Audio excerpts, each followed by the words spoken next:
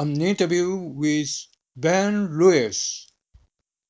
Hello everyone. This is Hayato Uesugi, a Japanese editor, translator, writer, interviewer, and English and translation lecturer in Tokyo. With me online today is Ben Lewis, the author of the Last Leonardo A Masterpiece, a Mystery, and the Dirty World of Art.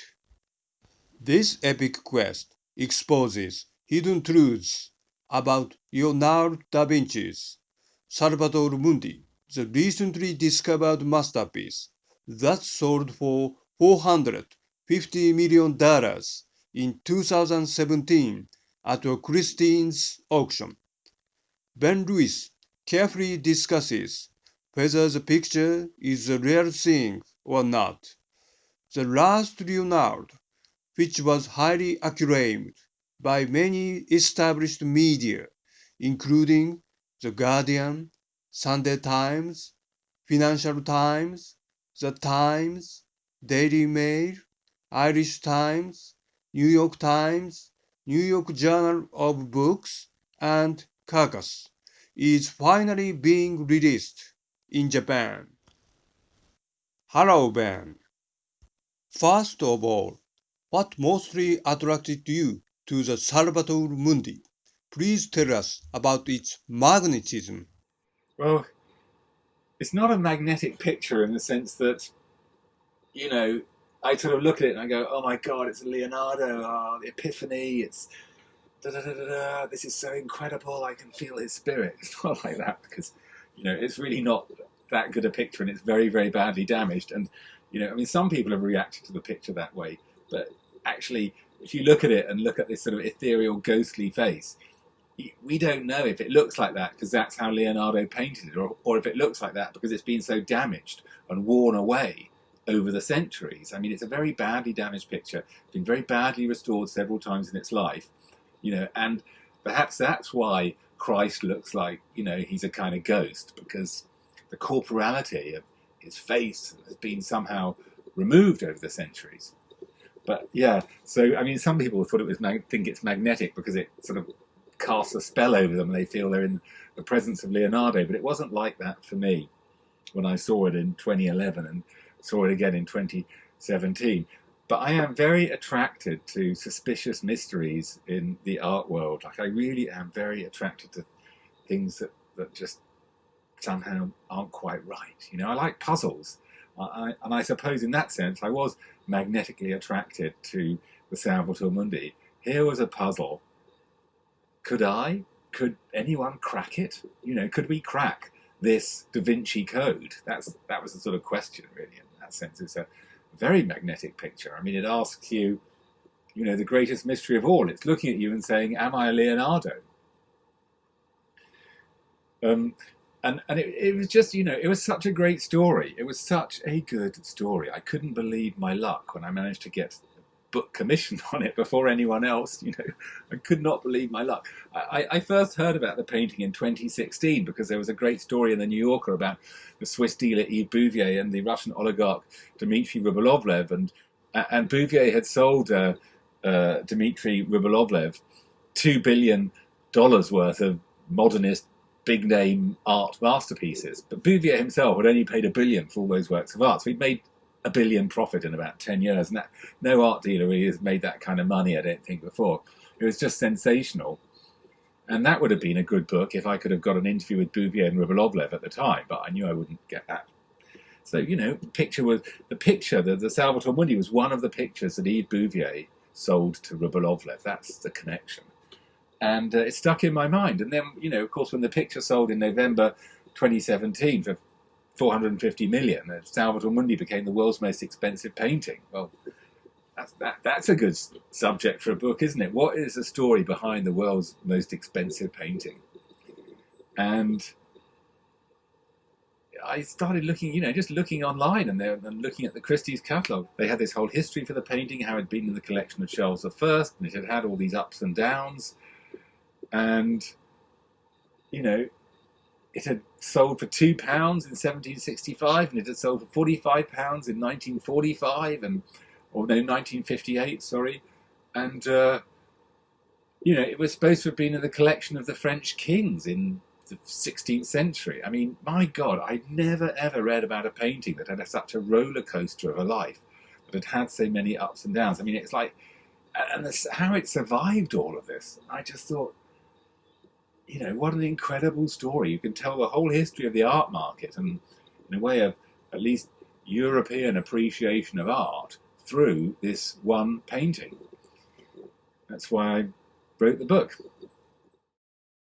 You mentioned in afterword that one of your reasons for writing this book is the accusations of deception and fraud swirling around the painting.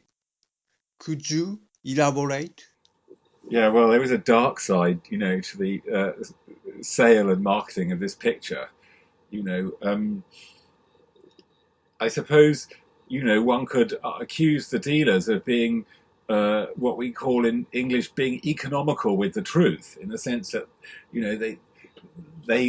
Robert Simon and his colleagues argued that the Salvator Mundi was in the collection of Charles I, and this because they found it in an old inventory, an old list of all the pictures that Charles I had, and here was, this Salvator Mundi. It's called a Piece of Christ. This is it. Well, there were two things that were a bit suspicious about that, right? Firstly, there's actually two mentions of pictures of Christ by Leonardo da Vinci in this list of pictures that were owned by Charles I, right? And secondly, right, all these pictures in Charles I's collection, most of them had a big Charles I stamp, branded, burnt into the back, CR it says. And there is another Salvator Mundi I've discovered in a museum in Moscow, right, by one of Leonardo's followers. We don't think it's by Leonardo today. We think it's by one of his followers. But, 200 years ago, people thought it was by Leonardo. And this one has a Charles I stamp on the back. And this wasn't mentioned in any of, the publicity material or catalogues or articles or anything to do with the Salvator Mundi by the Salvator Mundi's supporters, the dealer Robert Simon and the art historian Martin Kemp and Margaret Delaval. Wasn't mentioned in anything public, until I published my book, shortly before I published my book, until I published this information in an article in the art newspaper in autumn 2018, I think I did that, yeah. And so they seem to be quite, they seem to be editing the truth, these dealers, and not really saying what they should. And Christie didn't mention it either when they sold the picture, and I think that's all a bit fishy. And, they could be accused, in theory, of an error of omission, which in some jurisdictions is a crime. It's, I think, a civil crime. And, other things that sort of kind of a bit odd as well. Like Christie's actually saw this painting in 2005 before Robert Simon bought it. The family selling the picture, who called the Hendrys, they lived in New Orleans and Baton Rouge, down in the American South. They're an upstanding, ordinary American family. They don't know a lot about art. They'd inherited these pictures, and the father, the grandfather had died, and now the pictures were going to be sold at auction. And what should they do? And one young member of the family, a woman who was an artist, had the bright idea, well, I'll take photos of all of these pictures that we want to sell, and I'll send them to Christie's in New York and see if they like any of them, they want any of them. And Christie's were reasonably interested and came down. They sent a specialist down. And she looked all around the house, the specialist. She looked at all the pictures, and as they do in those, they say what they want, they say what they don't want. She wanted a few pictures, but she passed on the Salvator Mundi, right? So this upstanding American family then gave the Salvator Mundi to a local auction house, which sold it to Robert Simon and Alex Parrish, which sold it to these dealers for $1,000. And the family only got $700. That's what this family made out of the picture, $700. And they only got one chance, that was it. But Christie's got a second chance, because this painting, of course, as if you read my book, you'll find out, in 2017, the owner of this painting was the Russian oligarch Dmitry Rybolovlev. And he consigned the painting to Christie's for an auction. And Christie's then auctioned the painting and made around $50 million in fees. So I think, it's difficult lots of great art historians have looked at the Salvator Mundi and said that's not by Leonardo, but it is possible, to argue that Christie's were negligent, or they made a mistake that they really shouldn't have made, and that some kind of compensation is due to the owners. But it's a difficult case to prove. It's got to be said. But I think there's some. I think what went on with this picture wasn't really fair, and that's one of the things I tried to explore in my book. Please let us know what was most enjoyable and most challenging for you in writing The Last Leonardo. What was the most enjoyable thing? I just love writing books. If you know me, in the past I've mostly made documentaries, but I just absolutely love writing books. And I was made a visiting fellow of the Warburg Institute in London, which is one of the finest postgraduate art historical and cultural research centres in the world. And I suppose the most enjoyable thing was cycling into the Warburg every day. And for half that time, I even, had my own office. And Warburg's got an amazing library. And, these days I'm just the kind of person who likes to, sit in libraries reading books. That's kind of my favourite activity. It's really difficult to pick what the most enjoyable thing was, it's just, I just loved every minute of writing this book. Tracking down nobody knew who owned the Salvator Mundi in 2005. And this picture was owned by some American family, and it was not public knowledge who it was. The dealers who bought the picture for $1,000 hadn't admitted or hadn't said who it was. And I suppose one of the most enjoyable and challenging things for me was to track down this family, to track down the secret owners of the painting in 2005, and then ring up Mr. Hendry and ask him, did you know you actually owned a supposed Leonardo, and it was sold for $450 million? And that's like just uncovering information that no one knows about and sharing it with the world. That's very exciting. And, apparently he didn't know he owned a Leonardo, and he didn't know it had sold for $450 million at Christie's. So that was a bit of a shock for him. And I just loved all the colour, all the contrast of the stories, to do with this painting. How, it had been owned by a king who had his head chopped off. And then it ended up in some dirty, dusty basement of some nobleman in the mid-18th century, if that's where it was, or maybe it went to, Holland in the mid-17th century and was sold at an auction in Antwerp. All the different routes that the painting could have taken across the world and through the centuries. That was all these multiple possible narratives. I loved that, and the picture in my mind was a kind of character walking through time. So, I found that exciting and moving. The Last Leonardo is a tremendously enjoyable book. While writing about people's strong desire for more wealth, possessions, and power in the art field, you try to decide whether the Salvator Mundi is truly attributed to Leonardo da Vinci or not. Indeed, the book is filled with mystery.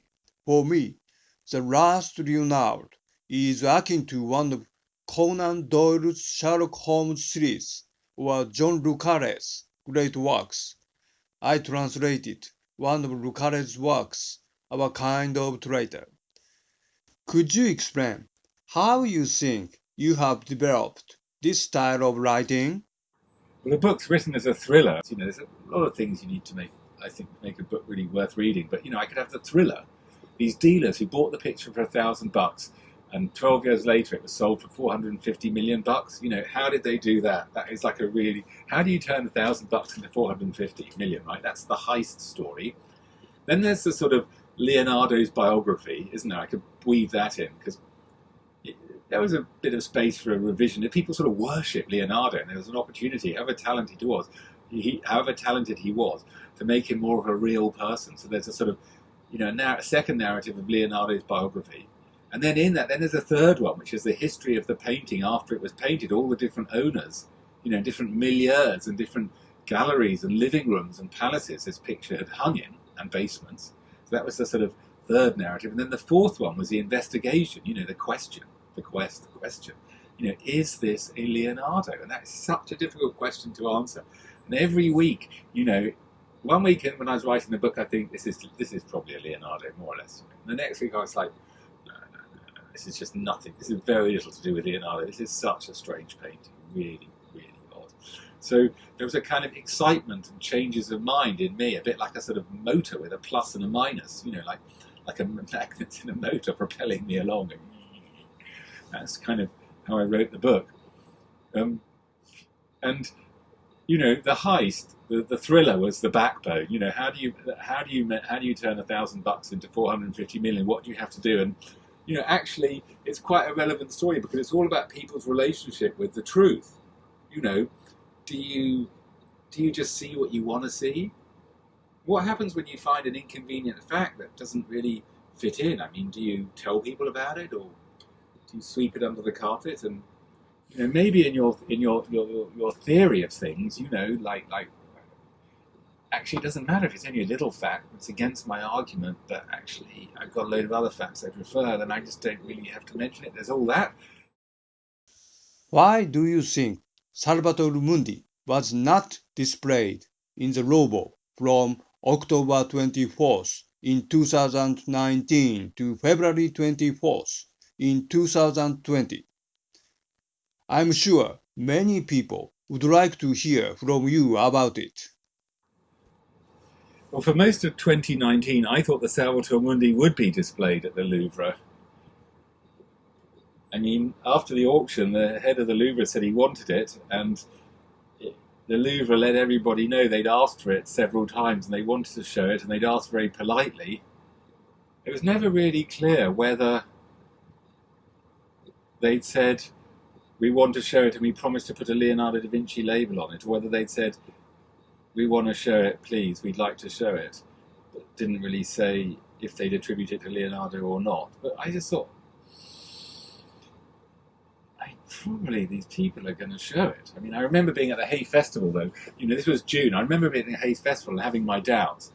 So June 2019. But in the second half of the year, the Louvre really seemed to be quite keen on the picture. And in fact, they produced a whole sort of draft version of their catalogue with the Salvator Mundi in it, crediting the Saudi owners. And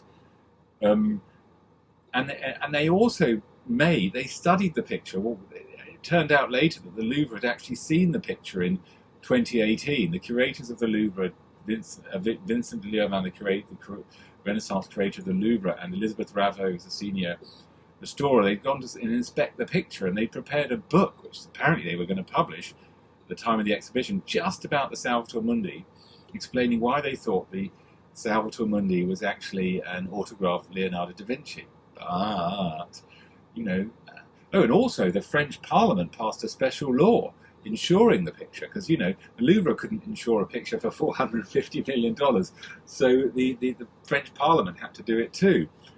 So it looked like it was going to be in the exhibition, but, then it wasn't. The picture was not in the Louvre, and, we can be absolutely sure, without having 100% all the evidence, we can be sure why it wasn't in the Louvre, I mean, that was because the Louvre asked to borrow the picture, but they never gave a written guarantee that they would put a Leonardo da Vinci label on it.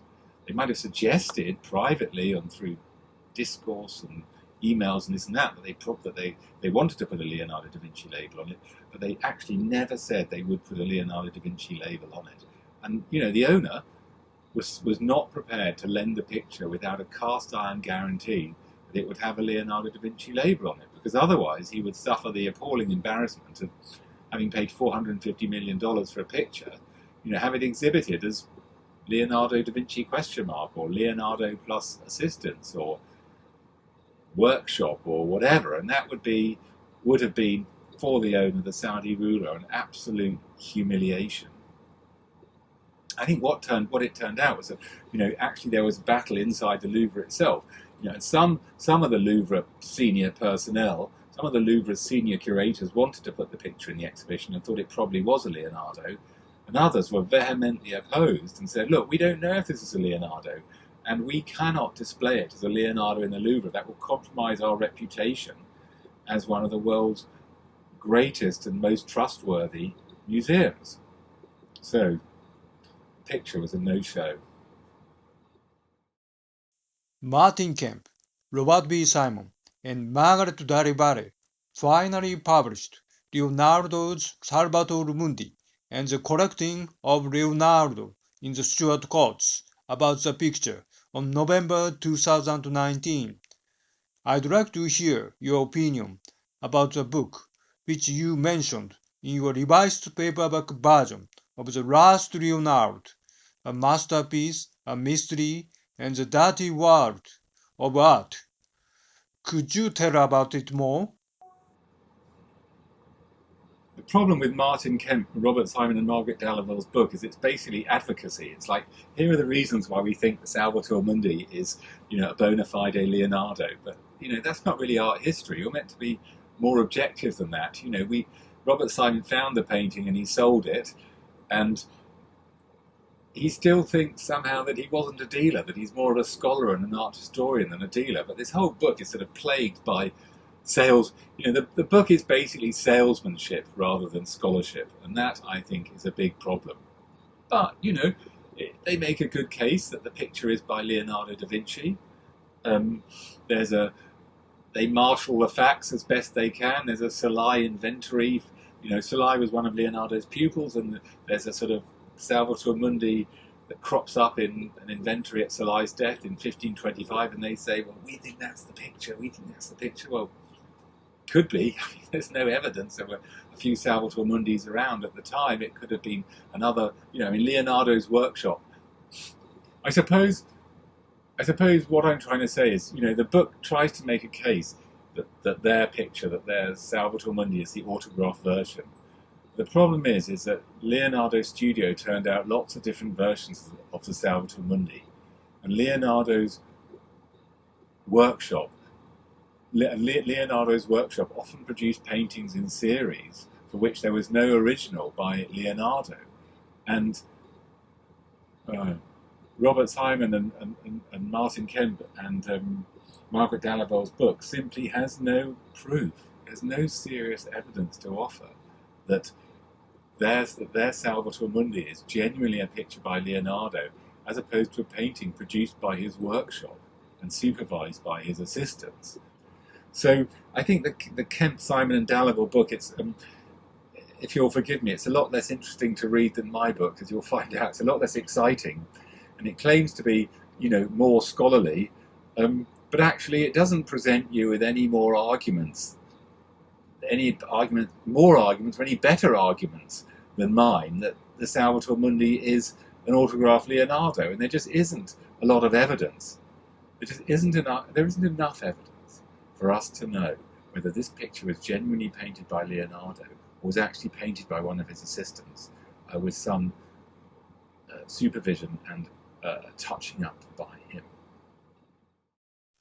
You are an award-winning documentary filmmaker, author, and art critic who has published great books like this, The Last Leonardo, as well as Hammer and Tricot, A Cultural History of Communism.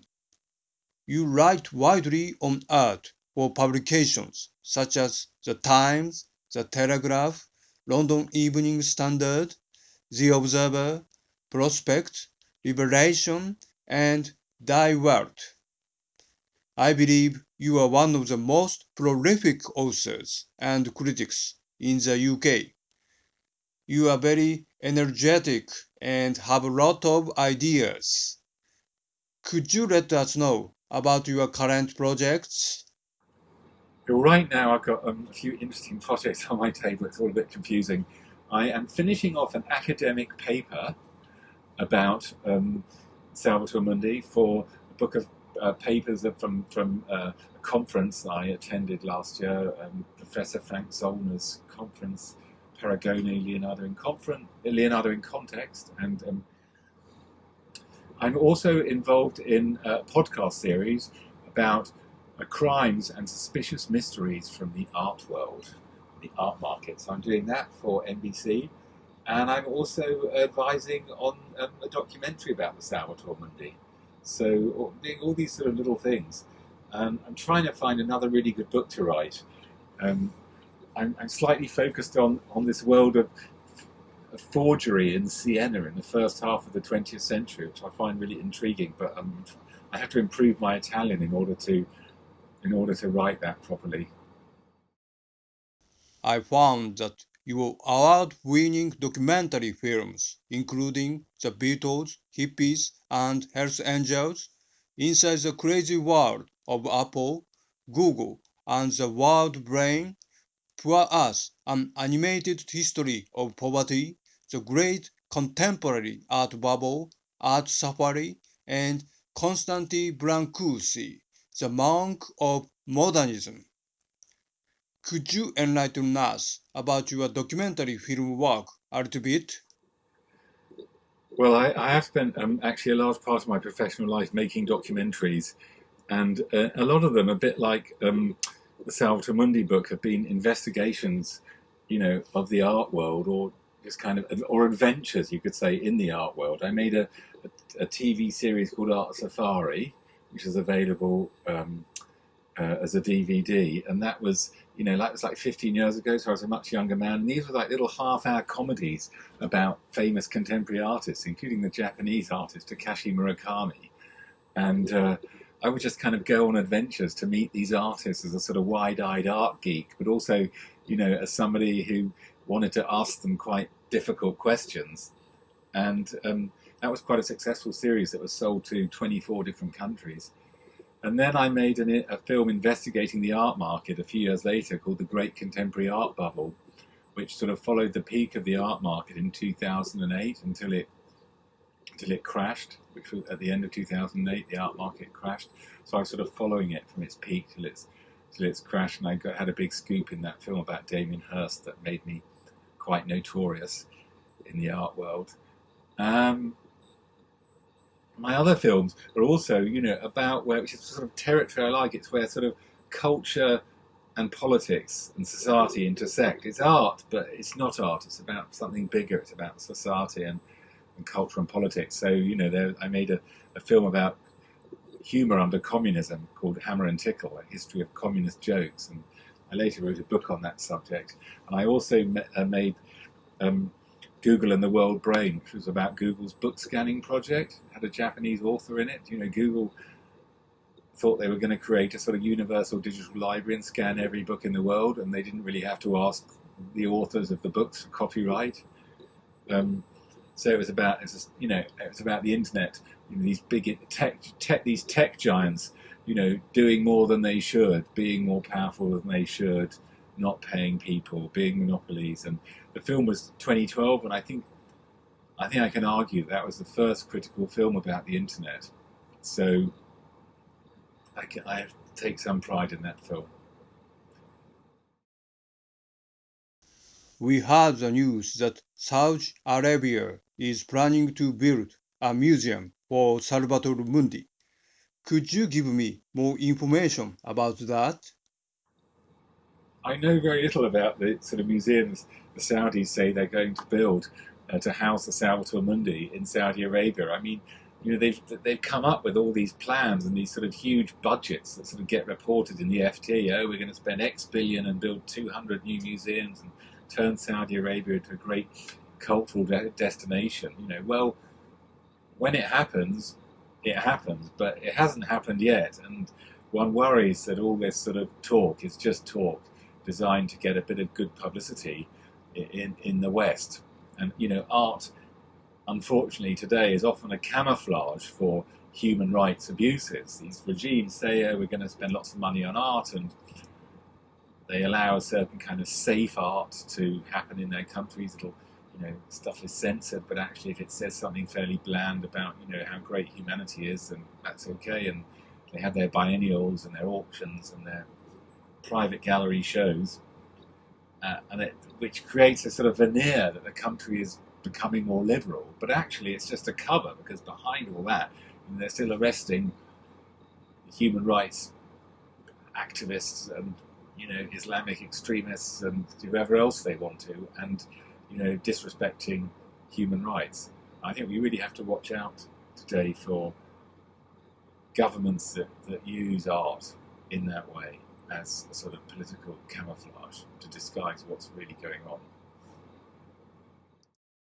I believe even Saudi Arabia and its prince Mohammed bin Salman are going through a very difficult time now, because their lifeline oil is not selling well after the outbreak of COVID-19.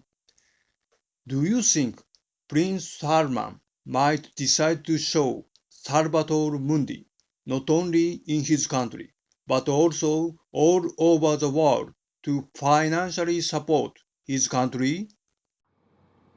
Well, I wish Mohammed bin Salman would decide that it would be in his interest to show the world the Salvator Mundi, because I'd love to see it again and see how people reacted.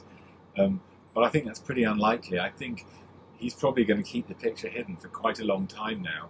I mean, no one knows where it is. It hasn't been seen since November 2017, not in public anyway. We think the Louvre people saw it in 2018.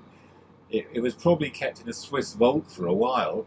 And last year there was some wild rumour that it was on Mohammed bin Salman's yacht. Well, maybe, but I never really believed that. I thought it was probably still in a vault. But, it could easily be hanging in one of his palaces now. Perhaps it's in his bedroom over the bed. You never know. Please give us a personal message for your Japanese readers. Well, I've always loved visiting Japan, and I have very, very fond memories of filming there when I made this film about Takashi Murakami, and I hope I can come back one day. I hope the Japanese readers, you're a long way away, but I hope I've written the book in a way that you can all understand the story, you can all follow the story, and if you don't know anything about art history or anything about Leonardo da Vinci, you're going to kind of get this insight in the form of a thriller, into the world of European old masters and the European Renaissance. So I really hope you enjoy it, and I hope you enjoy it so much that I get invited to come and talk about my book or do something in Japan really soon, because like many people in Britain, I really like Japan and I've enjoyed my time with Japanese people. Thank you. I can't conclude this interview without showing my appreciation for you sparing your precious time with me for this interview. Thank you very much for allowing me the opportunity to talk with you and to introduce a great author to the Japanese audience. Thank you very much, Ben.